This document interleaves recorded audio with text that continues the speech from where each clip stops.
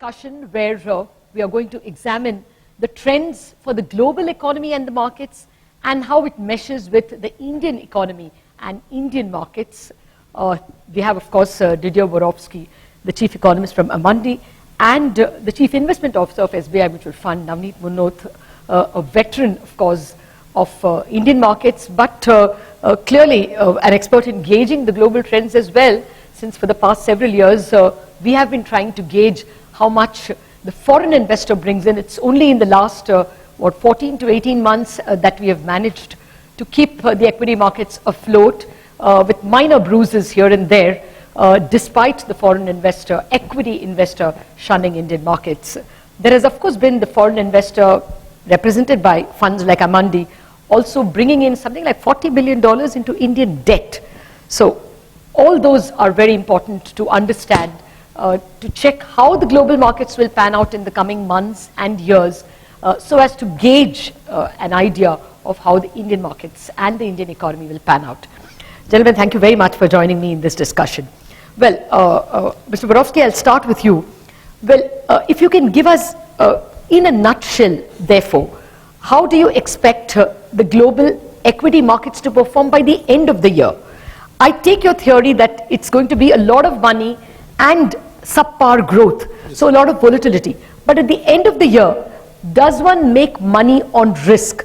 Will the broadly smart money stay with risky assets? If yes, which risky assets? Yes, that's clearly the key question. We expect global equities to return, I would say, to the initial level, at least to the level of the beginning of the year, by the end of this year.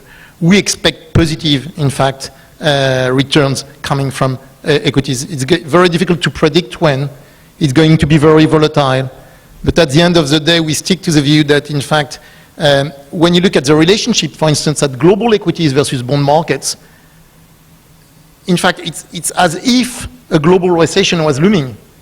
This is a global recession which has started to be priced in. And my point is that we don't see a global recession. So at some point, something has to give. Either GDP growth or investors, which have, in fact, become too pessimistic. Concerning global equity markets, we still prefer Eurozone equities. The Eurozone economies are still at the early stage of the recovery. We still expect more QE coming from the ECB. We still like Japanese equities. And we believe that we should be neutral on US equities, given the fact that, in fact, the corporate profit cycle has come to an end. So yes, we should be reasonably optimistic concerning the return on risky assets. Having said that, we have to understand that it's going to be a very volatile year. Okay. If I get you right, you're saying that we may at best end with maintaining our capital in equities or perhaps marginally improving. You're not expecting a dramatic return, probably not even a 5 to 10% return in global equities? Oh yes, yes. In global equities, it would be more than 10%. In Europe, for instance, more than 10%, perhaps less than 5% in the United States. But clearly we still believe that a 10% return is something which is achievable at a global level. But my point is that we are not convinced that we've seen already the lowest point. That's the point, and that's very important, I would say, for investors. So why don't you take us through that? What, according to you, is the lowest point? How much can we lose? Because for the moment, if you think that there is a lot of downside, cash would be king. And then, of course, the question would be cash in which currency. But really, how much of downside in global equities? Well, it's difficult to predict. I would say you cannot rule out, yes, 5 to 10% downside on equities.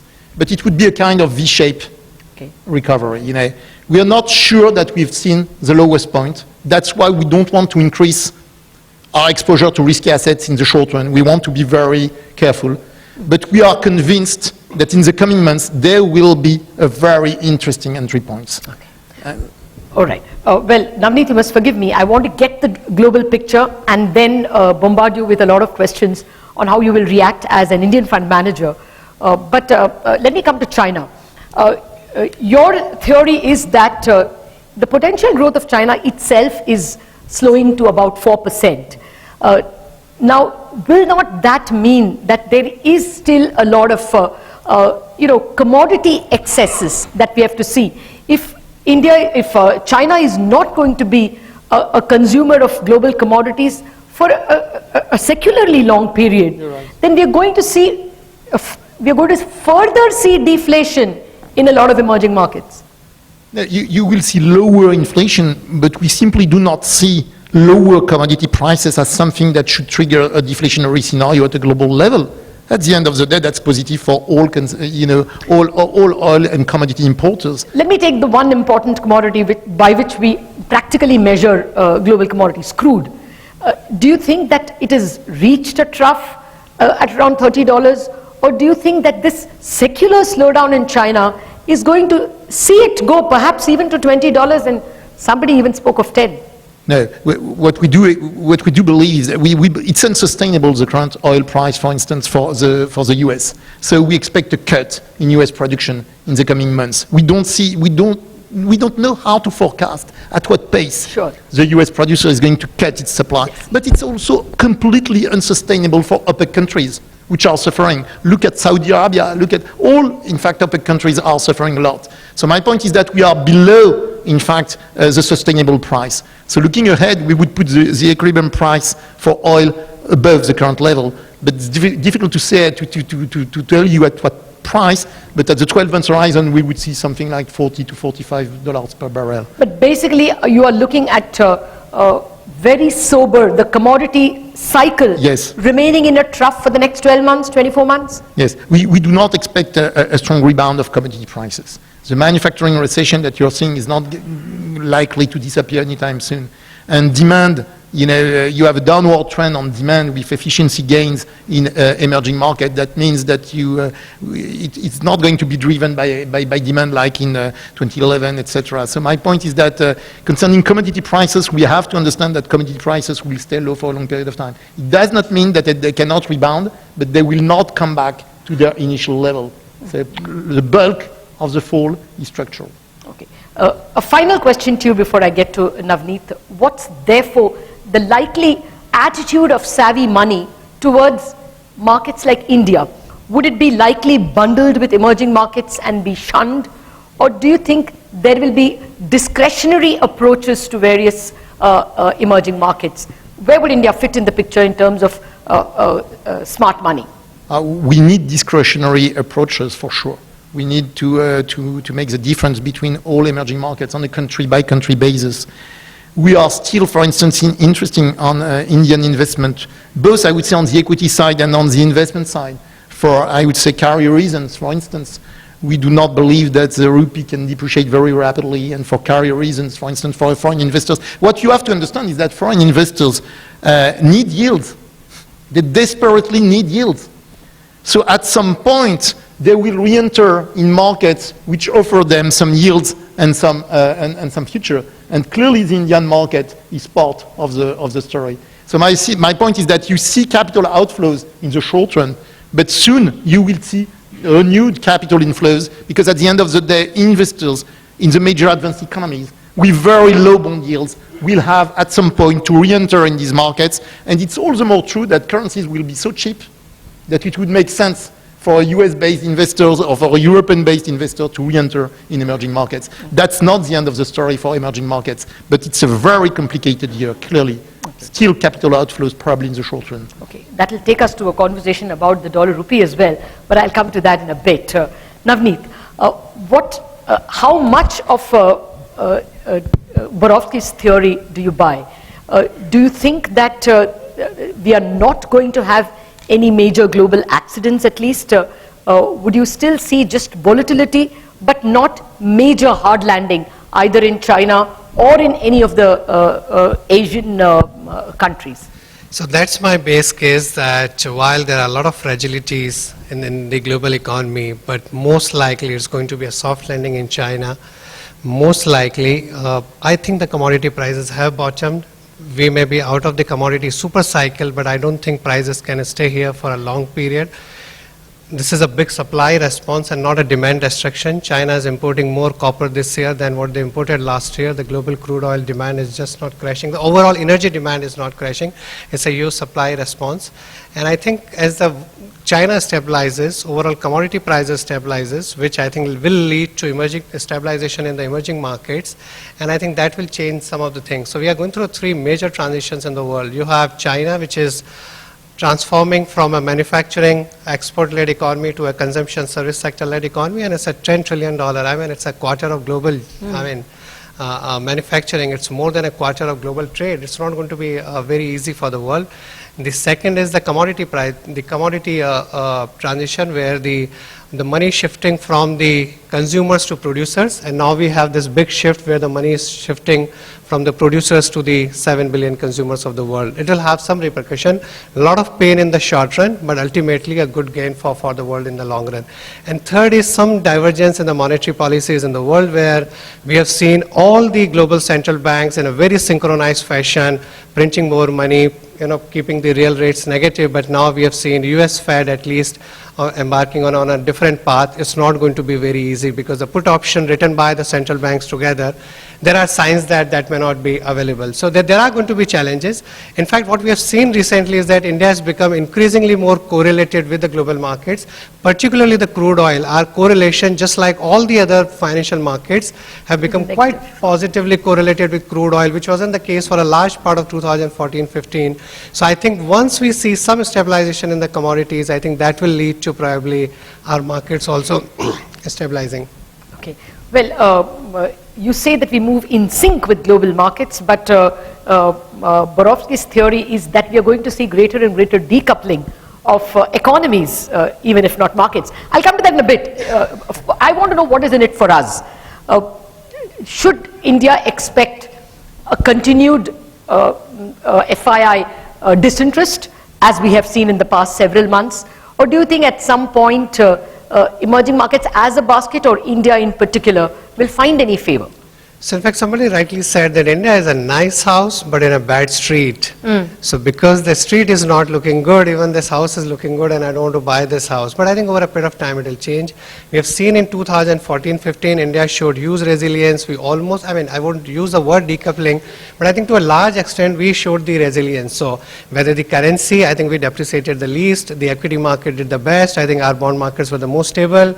In the last couple of weeks, again, we are seeing probably some correlation. Structurally, if you ask me, I think we will do better than most of the other emerging markets. Having said that, my contrarian call is that I think even emerging markets as a class are showing all signs of capitulation. I think as commodity prices stabilize, I think the way currencies have taken a hit, the way equity markets have taken a hit, the way bond markets have taken a hit, I won't be surprised, I think in the next couple of months, even emerging markets again appear as a good asset class. Okay, so Borowski's theory that you will see a bottom, and then that bottom getting bought, for you ends, perhaps the suspense ends in 2 months.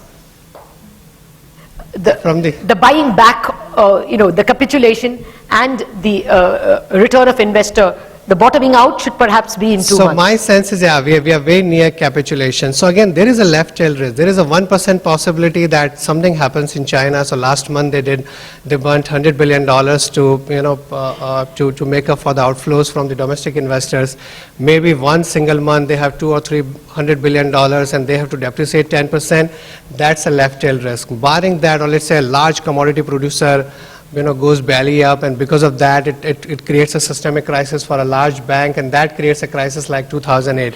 Highly unlikely. There's a very small possibility of that, but that's not my base case. My base case is that I think post the lunar holidays, I think they announced the right measures, and I think over a period of time economy stabilizes and provides some stability to the global economy. Okay. Well, a slightly more say longer term question, if you please, even if there is near-term stability in China. What created the subprime crisis after all, Mr. Borowski? It was created by about $100 billion of subprime loans. And I'm just rephrasing the argument of the Reserve Bank Governor, Raghuram Rajan. If $100 billion of subprime mortgages could create such a huge crisis, which we are still trying to live down, China, a $10 trillion economy, is leveraged to the extent of 250% of its GDP. Which is, well over 20 trillion in terms of leverage. So what makes you think that, what makes you so sure that there cannot be an accident of over-leverage and bad loans in China which creates a global accident? No, you're right in the sense that, and it's exactly what we fear, that a wave of credit events might occur, in fact, in 2016. That's why we have to be very cautious, and especially given the fact that clearly corporates are too leveraged in China as well as in the emerging space, Latin America too, to some extent. My point is that it's not like in 2007, 2008. At that time, it was the lack of transparency that triggered, in fact, this global liquidity crisis. Do we have so much transparency about Chinese leverage? No, but it's very clear to know, it's very easy to know how much we are exposed to China or to a specific country. There is no problem with transparency. There is a problem with the global level of leverage. My point is that if you want to smooth a deleveraging cycle, because a deleveraging cycle has to occur. And the key point now is that policymakers have to smooth this deleveraging cycle in China, in Asia, almost everywhere. We have the proper tools, in fact, to smooth this deleveraging cycle. But it's not the kind of crisis that occurred in 2007, 2008, where nobody knew exactly, the exposure on the banks, etc.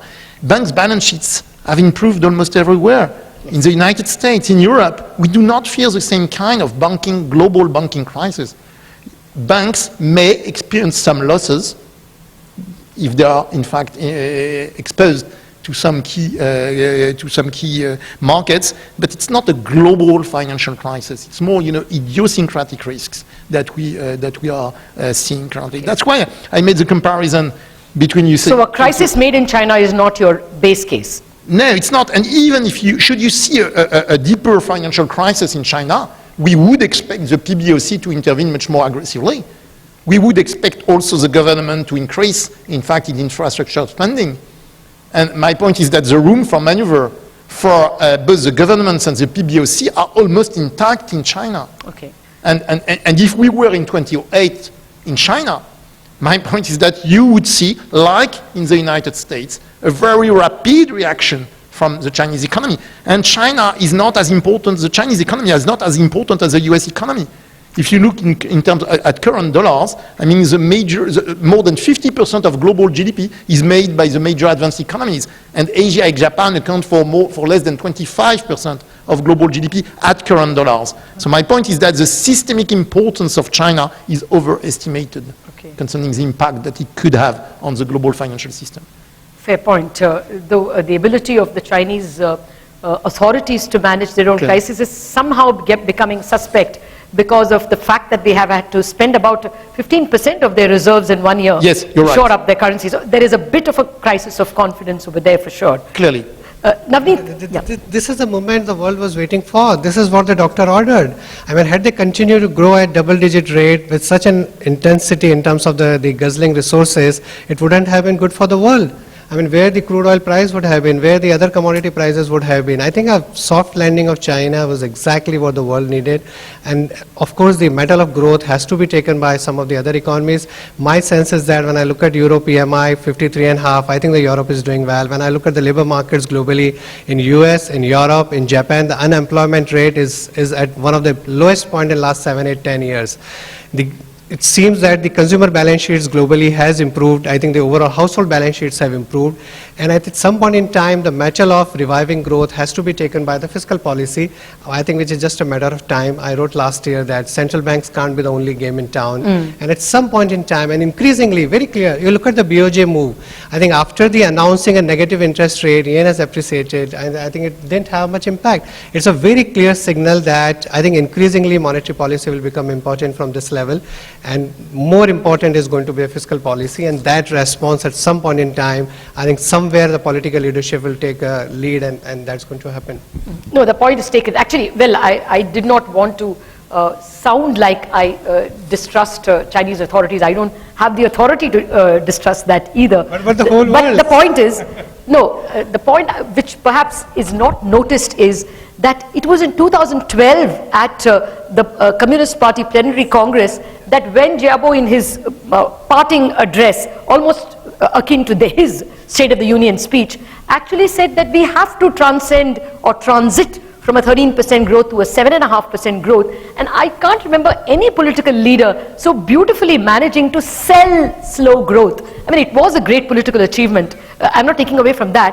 But for the global markets at this point in time, it's a question of doubting the Chinese PBOC and the securities regulator when you look at the gyrations in the Chinese market in 2015 and the fact that they have had to spend over $500 billion to steady the fall of the yen. So those near-term worries over the Chinese authorities remain, though from a distant perspective, Chinese executive capability from the 90s to today is almost a miracle in terms of executive management. So 7% growth means $700 billion you are adding, right, on a $10 trillion economy, which is more than what US, Europe, and maybe some of the other countries put together will do.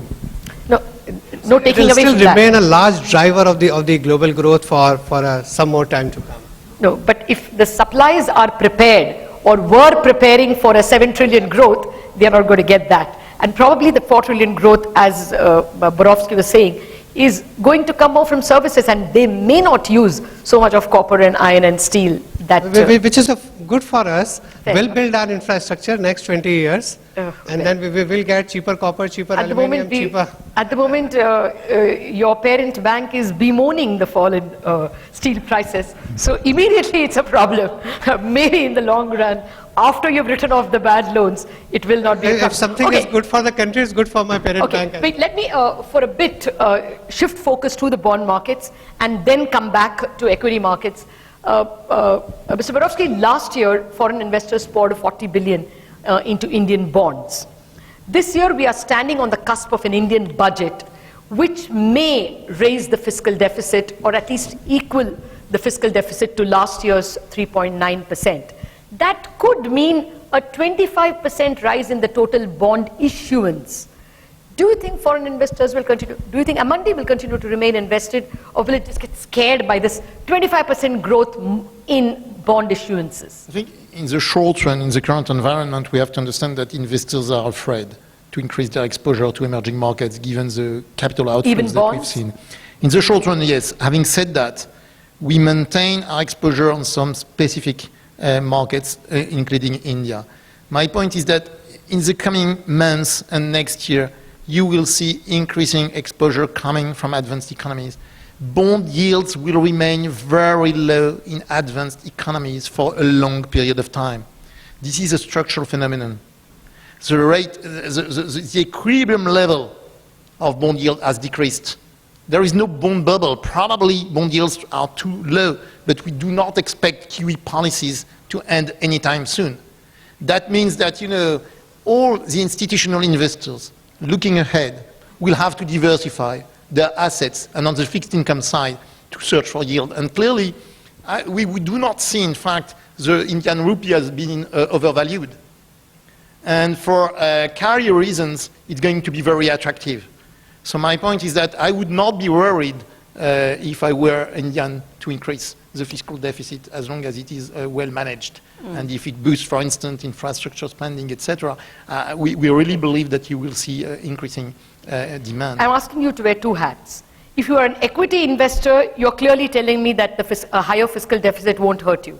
But if you are a bond investor, sitting with probably some gains over the last 24 months, will you still respond to the fiscal deficit, higher fiscal deficit number with the same equanimity? In the short run, I would be very careful. As I mentioned, in order to maintain our equity exposure, we have lowered, in fact, that fixed income exposure, and we have increased our exposure to the US Treasury market.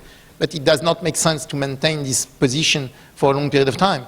It's a kind of macro edge against extreme risk, because we perfectly understand that there is something that we do not understand. And the thing that we do not understand is at what pace, in fact. You are one of the top 3 bond investors in Indian bonds, yes, in Indian sovereign bonds. And you know that in India, once you give up your right to buy bonds, you have to go through an auction process to buy that right yet again. That said, if you see the higher fiscal deficit and you are given permission to buy more, will you still buy Indian bonds? I think at the end of the day, you will still see increasing demand from, from investors outside the world. because they will need to diversify their fixed income portfolios towards, this is the search for yield phenomenon. Okay. And as long as, if this financial meltdown comes to an end, clearly the Indian market will regain all its attractiveness. Okay. Same question to you, Navneet, before I get back to equities. Do you fear that if the fiscal deficit is higher, or let me put it more neutrally, if the fiscal deficit announced is 3.9%, what kind of a reaction do you expect from global bond investors? So far, they haven't really shown any panic on the bond side, while we have seen outflows, much more outflows from the equity market. And I think we are still in a world which is not only growth starved, but also yield hungry. Large part of the developed world, the 5-year Japanese JGBs at negative yield, Sweden, Switzerland, France, Germany, all negative yield. 10-year JGBs touching 0.3%. You hardly get anything. Lenders actually pay. We have a window. But of course, the emerging market bonds and high yield bonds in general, emerging market in particular, are in stress. But I think overall, because the India allocations from a global investor's perspective is still very small. I think so India's weight, logically, if we were part of an EM bond index, would have been 10%. So I think the money that can still come to India over a longer period is high.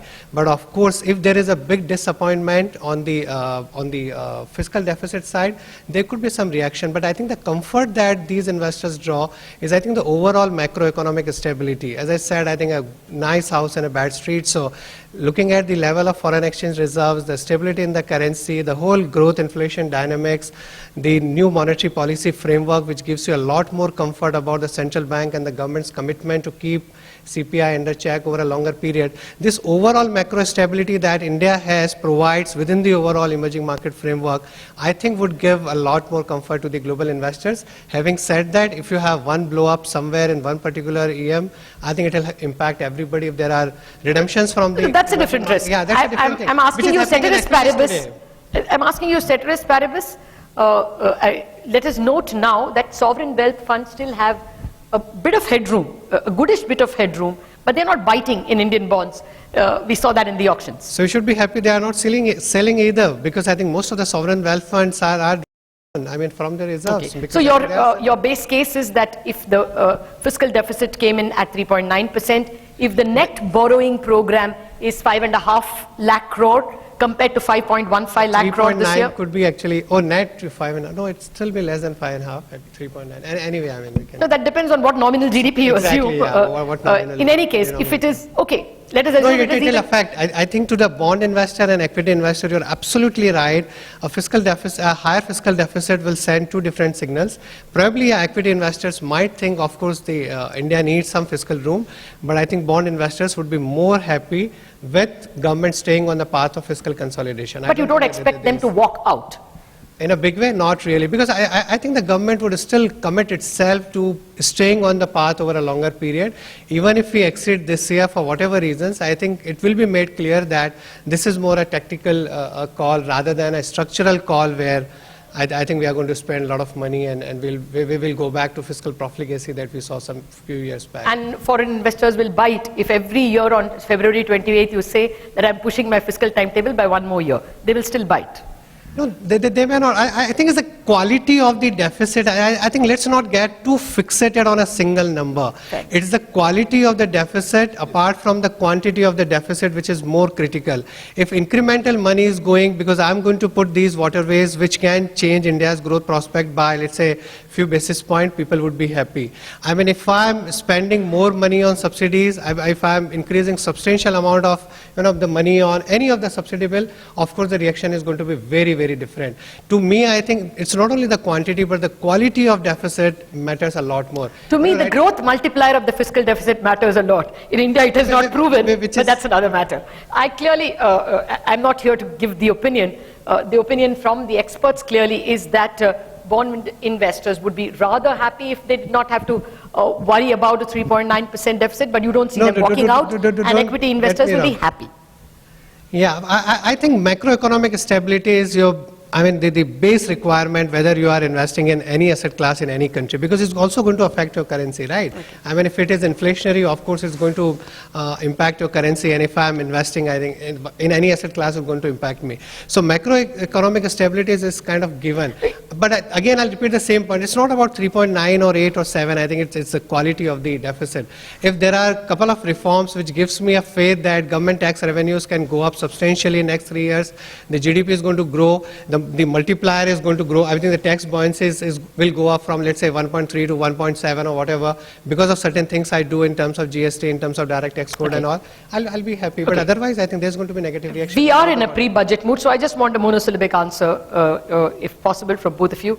A higher fiscal deficit of 3.9%, let me take the same number as last year, will not lead to bond investors exiting and will keep the equity investor interested.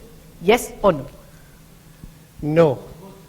So again, I'll read the same answer. I think more than the 3.9. I think the way 3.9 is achieved. If I put my denominator as like 13% nominal GDP growth and I show 3.8, 3.7, I think that won't be taken rightly. I think the overall numbers are more important. But again, I'll repeat the same thing. I think deviating from the fiscal consolidation overall won't be taken positively. Period. Won't be taken positively. Mr. Borowski. As a person who will advise the Amundi debt fund manager and equity fund manager, a fiscal deficit promise of 3.5% for next year not being kept, but a fiscal deficit of 3.9 being declared, how would you react? What would you advise them? My point is that we should look carefully to the composition of this deficit. We really believe, and we are strong believers, that in fact, if you make more deficit in order to finance infrastructure spending, at the end of the day, you will see a positive fiscal multiplier in the medium run. In that case, investors would not be afraid. We live in an environment of sluggish growth. At the end, sluggish global growth. At the end of the day, we perfectly understand that governments have to boost, in fact, infrastructure. My point is that we should not be worried if the fiscal deficit comes to finance infrastructure. It should be good news, even for investors. And in this world of very low global interest rates, we have to understand is that there is no place to hide. And for fixed income portfolios, at some point, it's not rational to increase cash in their portfolios or to increase ad infinitum their exposure to the US Treasury market. At some point, you would see some portfolio reallocation outside the major advanced economies towards some key emerging markets where yields are substantially higher. And clearly the Indian market is attractive from this standpoint. Right. That's the key, I think. Slightly divergent answers then, more confidence from the foreign investor. In the medium term, a little yes. more skepticism from the Indian fund manager. We are cautious in the short term. We are coming back to equities. Navneet, we have been told that the GDP growth, let's take the GVA growth, that looks more sober, will be 7.3% this year. But earnings growth, even at in the third quarter, doesn't seem like we'll reach even that number of 7%. What's your sense about when earnings growth really ticks up? Let's not talk GVA at all, earnings growth. Okay, so I think there is a bit of disconnect between what we have seen in the overall macro numbers and what we have seen at the micro level in terms of corporate profitability. And some of the things that have been done to improve the macro picture has also impacted the micro picture negatively. So the government is on a path of fiscal consolidation, cutting down on subsidies, doing direct benefit transfer, not doing the MSP hikes. I think that the rural incomes have gone down, 2 successive bad monsoon. Similarly, I think if you are keeping positive real rates so high, the nominal GDP crack down on inflation, so nominal GDP growing only at 7.5%. We have never seen this in the last 10 years. Obviously, corporates have very limited pricing power, and then growing revenues itself is very, very difficult. But at some point in time, I think the base that will get created in this quarter or the March quarter, with I think whether you look at the commodity companies, which had a very, very bad quarter in December, look at the whole NPA issue and the provisioning and the low credit growth, you look at the banking, 30% of the market, then some of the other exporters, looking at the global environment. The base that will get created in this quarter or next quarter, I think on that base, as a nominal GDP goes back to, let's say, 11-12% growth, I think growing corporate profits at that pace should not be a challenge next year. So base case should itself be like 12-14%. Okay, if it consoles you, we are believed to have grown in the third quarter at a nominal GDP of 9.2%, and for the full year, the expectation is 8.6% nominal GDP growth. But your expectation, therefore, is next year will be a better earnings growth. Absolutely. Okay, so what kind of equity market capital appreciation or returns can you see? So I think if I assume that valuations are likely to remain at where they are today, then even if market reflects the earnings growth, then 12-14% shouldn't be a problem. And then, of course, a better stock picker can always do better. You don't think we are at higher valuations today? No, not really. I don't think so. We are at So I think the valuations. corporate profit margins are at their lowest point. Corporate profit as a percentage of GDP is at the lowest point in the last 10 years. ROE is at the lowest point in the last several years. Overall, I think so. You have a trough earnings. So valuations, I think if you consider that as we go back to the normalized earnings growth over a longer period, the valuations are reasonable. Okay. Well, let me now come to the sectors. You made a very strong pitch, Mr. Borowski, that people will now seek service companies. What kind of sectoral allocations do you see for a country like India, for instance? So clearly services are interesting for, and we have to be very careful on all the corporates that are, sensitive to global trade. Having said that, you have to mix also the valuation with what's going on. And from a valuation standpoint, some companies, even in services, have become expensive, while other companies have probably overreacted on the downside. So that's not a clear-cut conclusion, I would say. And that's why what we do say is that in this environment, the stock picking will be key in order to mix, in fact, bottom-up approaches and top-down perspectives. So you have no clear-cut conclusion from the pure macro side on which company you should overweight, because you have to mix, in fact, also, the corporate analysis and to look at, very carefully at the valuation. Okay. No, that's a fair point. But let me ask you one more question on how investors such as yours, or you advise investors like you, look at the banking sector. Yes. We have an issue about bad loans in the country. Yes. It's about 5% of a bank's book as it is now declared, but there are people who fear that it will go 3 times more than that. Even then, as a percentage of GDP, at this point in time, bad loans are about 2% of GDP or 2.3% of GDP. Even at 3 times, it comes to 7% of GDP. At the moment, European banks have 7.3% of their GDP as bad loans. Do you think that Indian banking sector, if it showed bad loans double of what they show now, will be seen as a dangerous spot? I think it could be hit by that kind of crisis. We have to be very, very careful. I'm not that specialized concerning, I would say, the Indian banking sector. But my point is that at a global level, what we see is that financials have probably overreacted on the downside to what's going on. Clearly, you have some more defaults to expect on the corporate side, but it's not a global financial crisis which is looming. That's the point. So we have to be cautious in the short run, but we have to reassure, in fact, investors and to say that's not like in 2007, 2008, a global banking crisis which is looming. So when the volatility troughs, do you expect financials to be bought globally? What?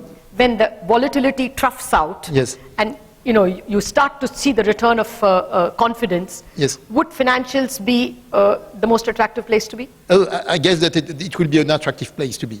We have to wait a little bit, but clearly we see the recent reaction from financial as an overreaction. We have to be careful in the short run, as I mentioned. We see global market as a V. There is a kind of V shape. We're not quite sure that we are at the bottom. But what we are sure is that at some point in the coming months, we will re-enter in these markets. And financial is part of the story. Fair enough. Navneet, last 2 questions to you before the audience probably takes you apart or agrees with you. First up, what kind of sectors do you think will flower in the next 12 months? You spoke about earnings growth of 12 to 14%. Where will they come from? I think it's going to be a lot more broad-based, what we have seen in the last couple of years, where the dispersion has been like very high. So where you are very, very few concentrated names where bulk of the earnings growth has been, while a large number of sectors have taken ahead. So most of the domestic cyclicals have taken ahead. Financials, of course, apart from the retail lenders have taken ahead. Commodity companies have taken ahead. I think going forward is going to be a lot more broad-based. And within that, I think, again, the overall what we have done in the last few years is avoiding the financial leverage. I still think that the nominal GDP is growing at 8%. You pay interest at 10%. I think you are basically not deleveraging. It's very very difficult to repair your balance sheet because your asset value or the revenues are growing at a much lower rate than what you're paying. So I think, but the operating leverage, I still think that probably the growth is likely to revive in a couple of quarters. I think that investment cycle will revive, led by the public capex at some stage will lead to private capex. And I think even the global, I think as the economy recovers, I think even the... will you prefer consumption plays or will you prefer investment plays? I think... Will you prefer Asian paints or will you prefer L&T? That's the broad question. So one of the sectors we have been overweight on industrials, again, without talking about names, but the companies where I think there has been high operating leverage, which we believe that as we embark on the next cycle of the investment-led growth, the companies who can take advantage of that growth, we have that in portfolio, particularly those who have kept their balance sheet intact. In the consumption, I think the discretionary spending, the overall urban consumptions, I mean, you look at several, the job index, you look at the airline traffic, hotel occupancy, the indirect tax growth. There are several indicators. The overall urban consumer seems to be doing well. And I think if the hopefully monsoon is good and if we have the government spending picking up next year, the rural economy should also be okay. So even consumers should do well. Of course, in the staples, there is an issue of valuation, but I think discretionary and several of these categories are very small still.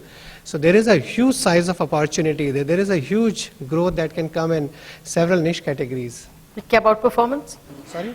Mid-cap outperformance, will Sensex and Nifty continue to not be the representatives of Indian equities? I always mentioned to you last couple of years that mid and small caps would outperform. I mean, given the huge operating leverage plus the smaller size as the economy recovers. And the margin of safety even in large cap has increased substantially.